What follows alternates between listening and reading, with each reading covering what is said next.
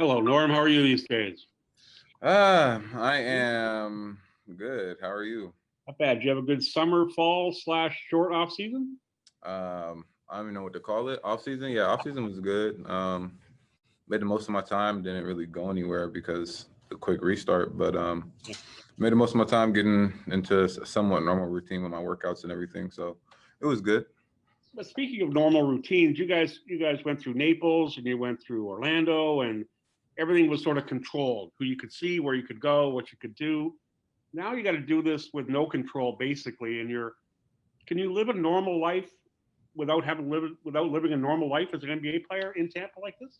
I mean, you try to make it as normal as possible. Right now, it's just finding a place to stay. I think that's the biggest goal right now, and just trying to focus on what you can control. For me, my life is really simple. I don't really do much outside of being at home playing video games with my dogs and everything. So there's not much of a change. Just like with quarantine, it wasn't really anything new besides the fact that people are telling you where you can and can't go. And besides that, the freedom of picking whatever you want to do that day, nothing's really changed for me. So I don't see it as a big deal. Just trying to figure out the gym times, getting there from where we're playing, what everything's going to look like once everything's all set up and underway is like the biggest factor right now. Great. Thanks very much, Norm. Take care of yourself. No problem, you too. Hey Norm, good to see you. How you doing? I'm good. How are you?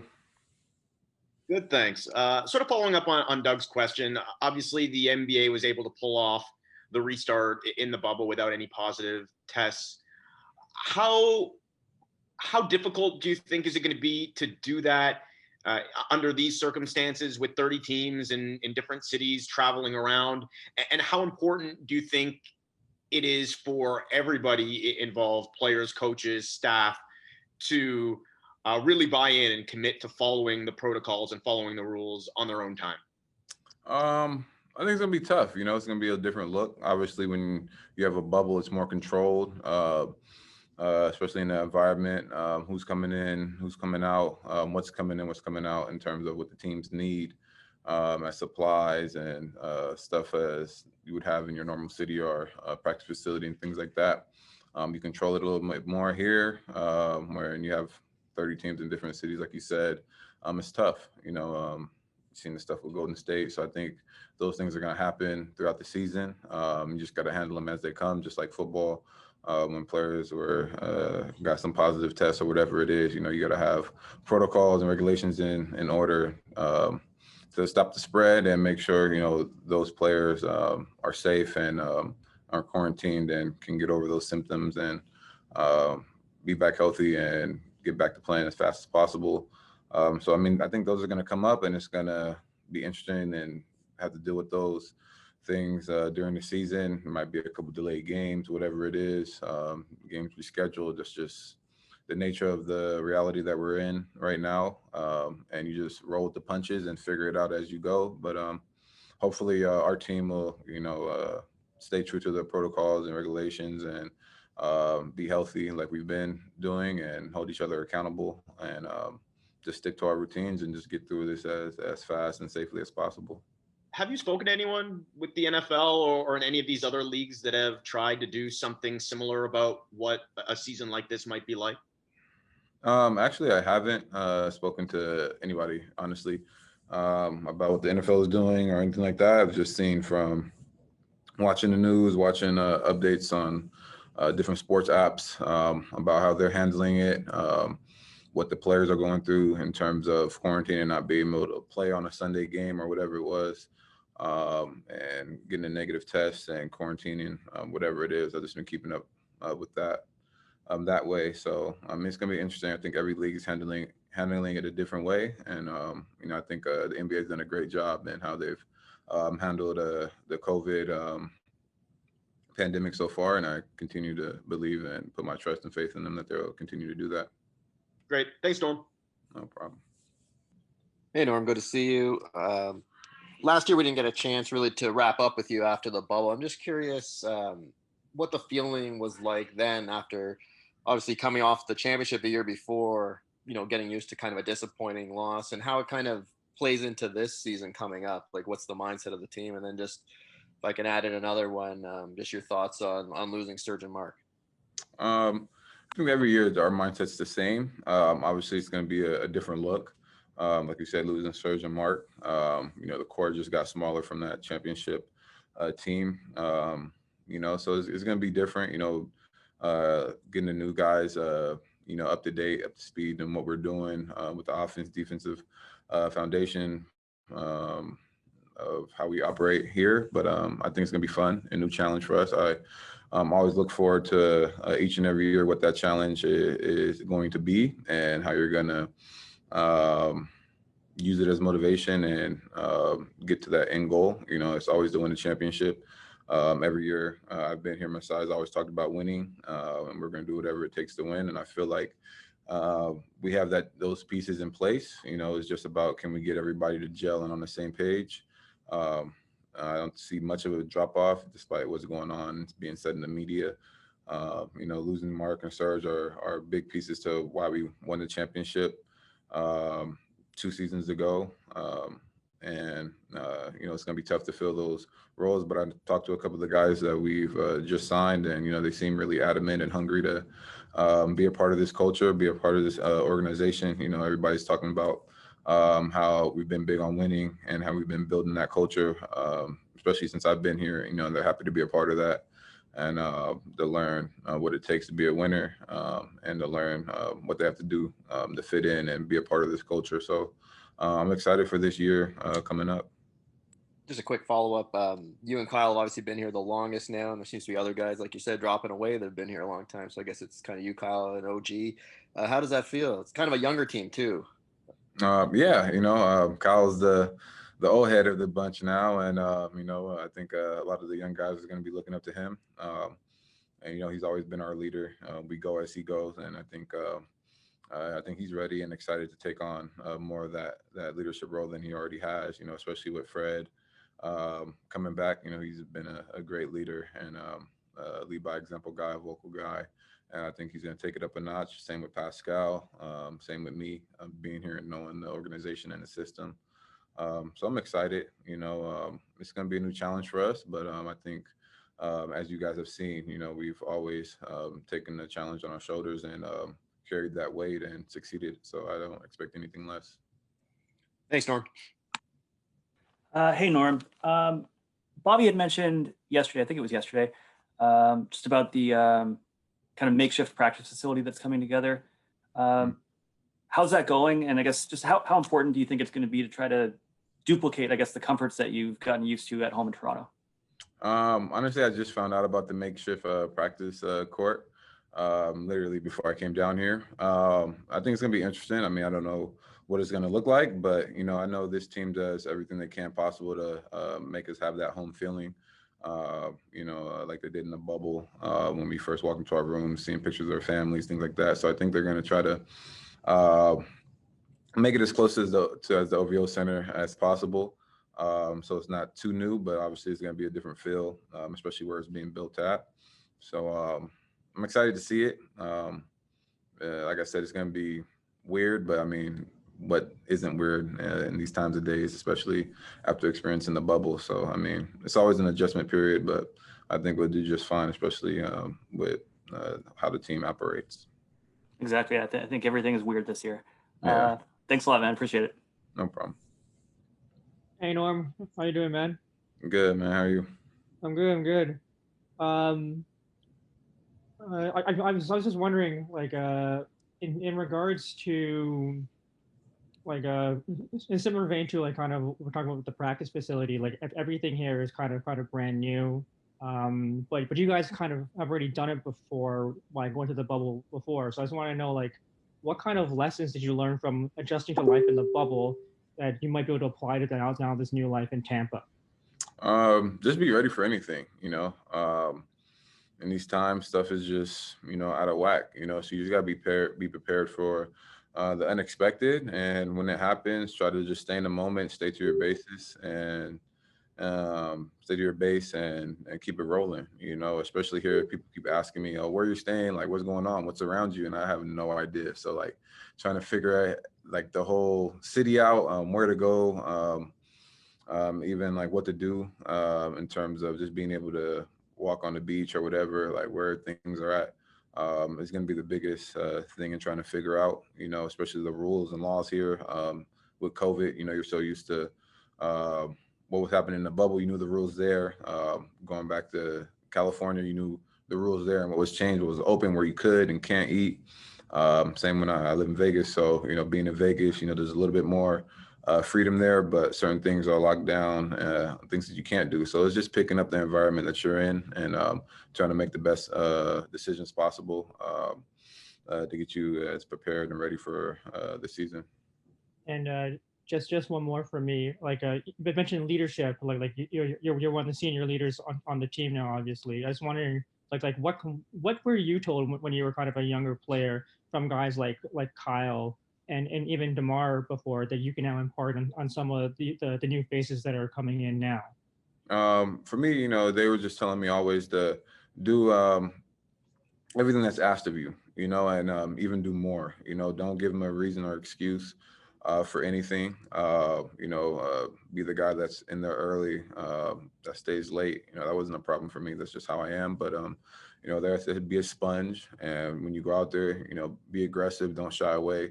You know, and take advantage of any opportunity that's given to you. And so I try to instill that into the new players coming in.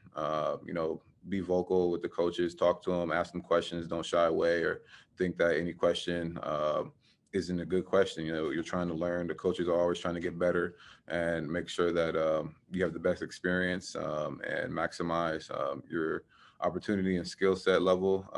As Coach Nurse always says, he's always trying to find ways to increase your market value, you know, and I think as a young guy, you're trying to get to that level of, you see Kyle, Fred, myself, Pascal.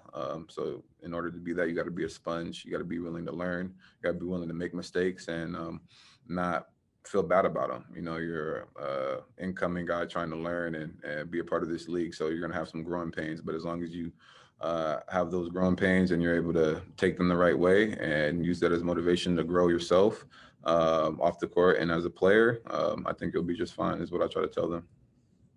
Thanks a lot, Norm.